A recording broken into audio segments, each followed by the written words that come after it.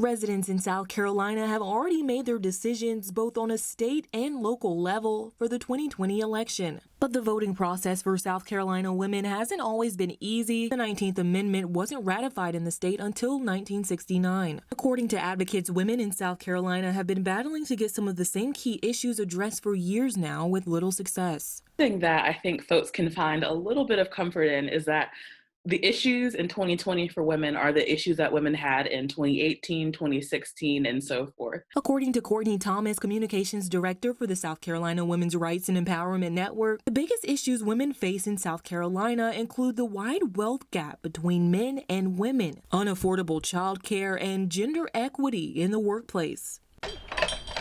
Folks were worried about the high cost of healthcare and childcare.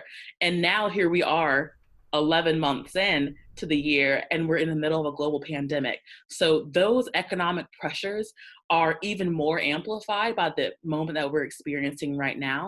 According to a 2020 poll conducted by SC Wren and the National Women's Law Center, 1,400 South Carolina women were surveyed on their policy priorities for 2020, and half of those women say their family's income is falling behind the cost of living. From that survey, we heard that people want to not only protect the economic futures of their family, but also the general dignity. The gender wealth gap in South Carolina is massive and one of the main issues that not only affects women, but also their entire families. Data shows that women in the Palmetto State make 21 cents to every dollar men earn. For Black women and women of color, the gap is much wider. They make a mere 5 cents to every dollar earned by white men. And South Carolina lawmakers are dragging their feet to close the gap in comparison to other states. 2/3 of women in South Carolina are either the sole or co-breadwinner for their family, which means that anything that impacts women economically in the state has a ripple effect to the entire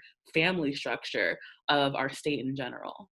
Thomas said she hopes the issues are addressed in the next few years, but for now it's important for women to get involved and push for changes. We really do owe it to the future of our state to turn voters into advocates. So election day, election week, month, it doesn't end here because we need to continue to hold these folks accountable. For more information about the issues affecting South Carolina women, head over to our website at WSPA.com. In Spartanburg, Kristen Cheatham, 7 News.